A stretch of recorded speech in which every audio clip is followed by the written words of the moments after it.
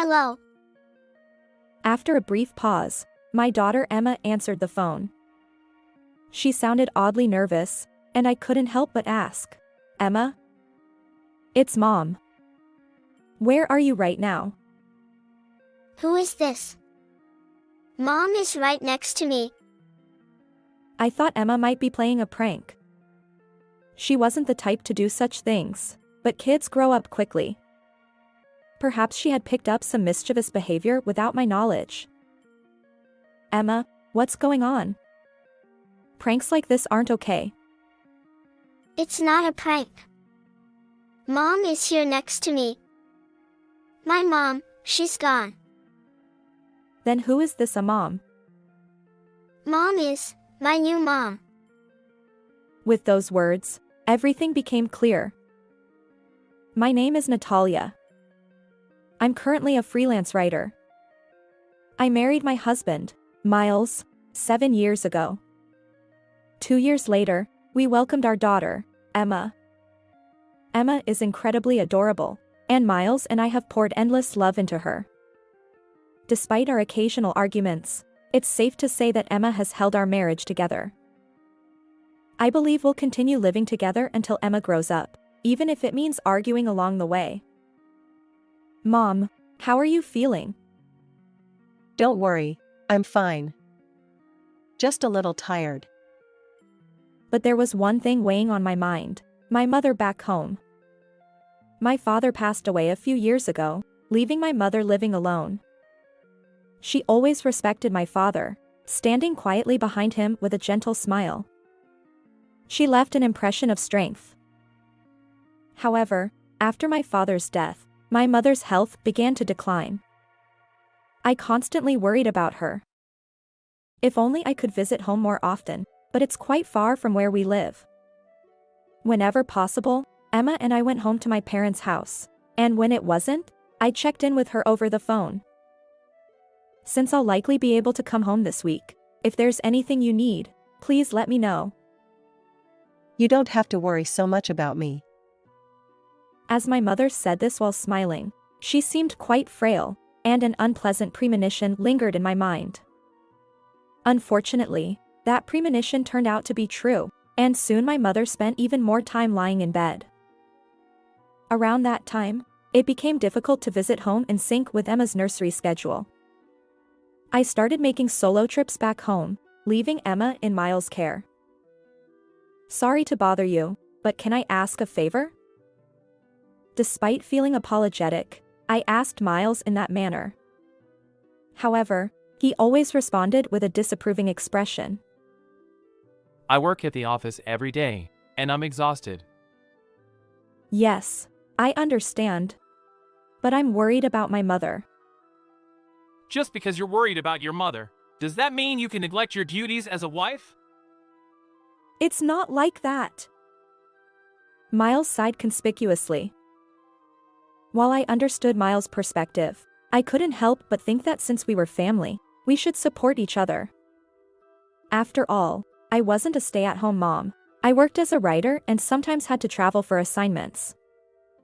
It wasn't just Miles who faced challenges. But then, something unexpected happened with Miles. Leave Emma to me. Huh? I've been thinking. You're working so hard. Besides, taking Emma with you every time you visit your parents' home must tire her out. Well, yes. And since you're a freelancer, you have more flexibility alone. It's more practical for me to take care of Emma. That makes sense. For some reason, Miles enthusiastically volunteered to look after Emma. I was taken aback by his sudden change. I wondered if I could truly entrust Emma to him. But Miles had always adored Emma, and at that time, my mother's health was deteriorating significantly. So, I decided to leave Emma in his care until my mother's condition improved a bit. In hindsight, that decision was a mistake. Now, all I feel is regret. After that, I became extremely busy, spending more time on work-related trips and at my parents' house than at home. The act of carrying my laptop while visiting my mother was quite burdensome, but thanks to Miles taking care of Emma, it became much easier. However, during that time, something seemed off with Emma. Emma, what were you doing today? I was out with Dad. Since Miles started looking after Emma, she began acting strangely distant toward me. When I asked her anything, she avoided eye contact and nervously answered. I wondered if Miles had influenced her somehow, but when I asked Emma, she simply replied, "It's nothing." Even when I tried to confront Miles, he just got angry and said, "There's nothing going on." Juggling caregiving and work, I couldn't dedicate much time to this issue. Besides, Miles seemed oddly intent on keeping Emma away from me. Something must be going on, I thought, but I couldn't take action. Then, one day, I received a sudden call. My mother had collapsed. It was a stroke. Ironically, it happened the day after I returned home from visiting my mother. I rushed back to her house. Fortunately, someone saw my mother collapse in a public place, and she was quickly taken to the hospital. Unfortunately, the damage was severe, and she passed away. I stayed at my parents' house, handling various arrangements. My mother lay on the bed, seemingly asleep, and it was hard to grasp that she would never wake up. But the reality was that she was gone, and time moved forward regardless of my feelings.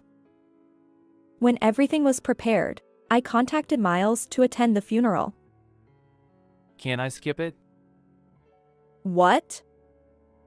I have an important job the next day. It's a family funeral. Can't you take a day off if you explain the reason? She wasn't my parent. Why would you say that?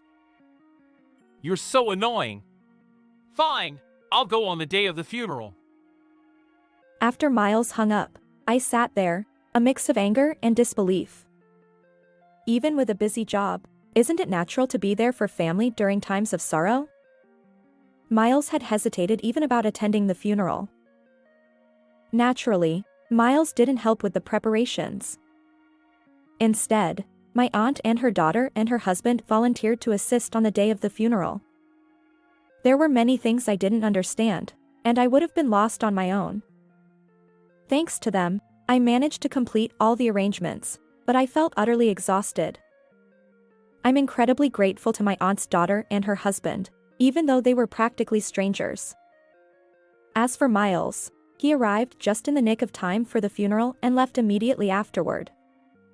Whenever relatives asked about him, I'd vaguely smile and say, "He's a busy person." After the funeral, I planned to return home right away. I felt I needed to resolve things with Miles. However, there were numerous tasks related to my mother's inheritance and changing the property title. Ultimately, I couldn't return home for several days. When I finally got back home, I couldn't believe my eyes. What? My house, which I hadn't visited in a while, felt eerily empty. It seemed like no one had been there for quite some time. I checked inside, and to my surprise, all of Miles' belongings and household items were gone. What is going on? I searched every room. Emma's belongings were also missing. Panicking, I contacted Emma. I had given Emma a child-friendly smartphone.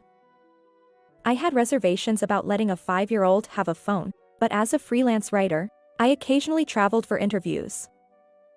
Miles also worked, leaving Emma alone at times. Having a means of communication was essential in case of emergencies. So, Emma had her own smartphone. Hello. After a few rings, Emma answered the phone. She sounded oddly nervous, and I couldn't help but ask, "Emma?" "It's Mom." "Where are you right now?" Who is this? Mom is right next to me. Huh? I thought Emma might be playing a prank. She wasn't the type to do such things, but kids grow up quickly. perhaps she had picked up some mischievous behavior without my knowledge. Emma, what's wrong? Pranks like this aren't okay. It's not a prank. Mom is right next to me. My mom, she's gone. In Emma's tearful voice, I suddenly realized that something unimaginable might be happening. For now, I needed to calm Emma down and find out about Miles. Emma, it's okay. Can you tell me calmly? How is Dad doing? Dad is at work. He's working for Mom and me. Then who is this a mom? Mom is my new mom. With those words, everything became clear. Miles suddenly taking care of Emma was all connected to this. And I could speculate that Miles had influenced Emma and taken her away. I focused on dispelling Emma's misunderstanding. Fortunately, Emma didn't fully believe what Miles had told her, and she listened to my words sincerely. Her distant behavior during the call was because Miles had deleted my contact information from her phone. I was furious at Miles for such cruel actions. Are you truly my mom? Yes. Don't worry. Please wait. I'll come get you. Yes. After ending the call with Emma, I immediately dialed Miles. He didn't answer right away, likely busy with work, but I persisted. Eventually, he picked up. What? I'm working right now. Hey. What did you do? You're so annoying. Where are you right now? Oh, so you finally noticed.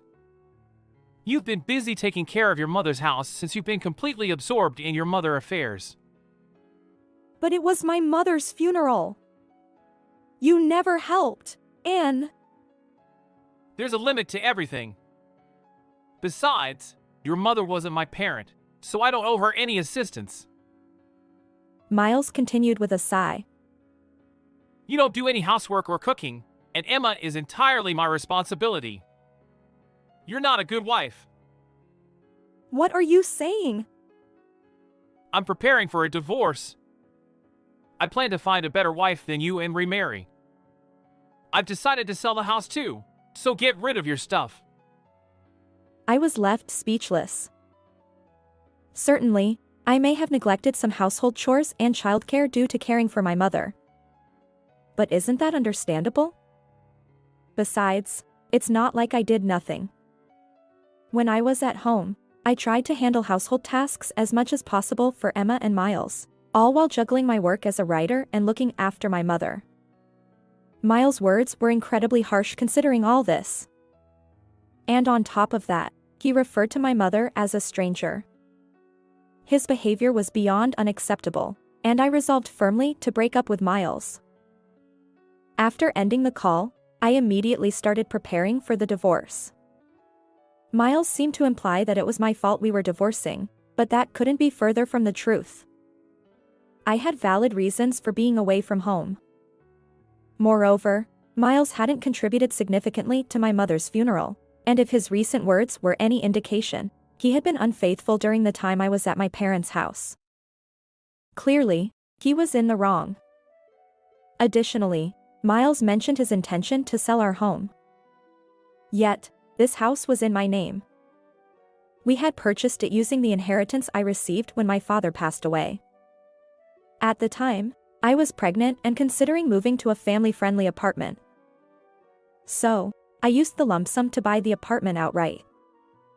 Even though we were married, the inherited assets were mine alone. Originally, I hadn't planned on divorce, so I didn't see any issues. But now the situation had changed. Upon investigation, I discovered that all the real estate documents that should have been at home were missing. Unbelievably, Miles had taken them and used our home as collateral. This was undoubtedly criminal behavior. I hired a private investigator. The facts gradually came to light. While I was caring for my mother at my parents' house, Miles had been cheating all along. And he had done so with Emma in tow. It appeared that Miles had convinced Emma that his mom had abandoned Emma and manipulated her into accepting the affair partner as her new mother. Furthermore, Miles had lied to the affair partner, claiming to be a single father raising Emma, all while planning to remarry using Emma as leverage. To make matters worse, he intended to use the money from selling our home to build a new one with the affair partner. Miles' actions were beyond reprehensible, and I felt nauseated by them. First and foremost, I had to reclaim Emma. With that determination, I immediately took action. I consulted a lawyer and filed for a court case. During the trial, Miles was quite reluctant to relinquish custody of Emma to me. I have more financial stability. Well, I earn enough to provide for Emma comfortably. Our discussions reached an impasse. However, Emma's words became the decisive factor. I want to live with Mom. Respecting Emma's wishes, I gained custody, and we proceeded with the divorce. At that time, I decided to claim compensation for the affair-related emotional distress and child support. Wait a minute! What does this mean? By initiating the legal proceedings, Miles was exposed for not having divorced as he claimed. Consequently, the affair partner also accused him of fraud and demanded compensation. As a result, Miles now struggles financially due to payments for emotional distress to me and child support, as well as compensation to the affair partner. Currently, he supplements his income from his main job with late-night part-time work, barely making ends meet. It's entirely his own doing. On the other hand, Emma and I moved to a location near elementary and middle schools, close to the train station. I considered Emma's growth process in our decision. Fortunately, besides the compensation and child support, I have my mother's inheritance and earnings from my writing. I won't face any difficulties until Emma reaches adulthood. I regret trusting Miles and allowing Emma to experience such unpleasant memories. Moving forward, I hope we can create happy moments together. How did you like this story? If you enjoyed it, consider subscribing to my channel. See you in the next video.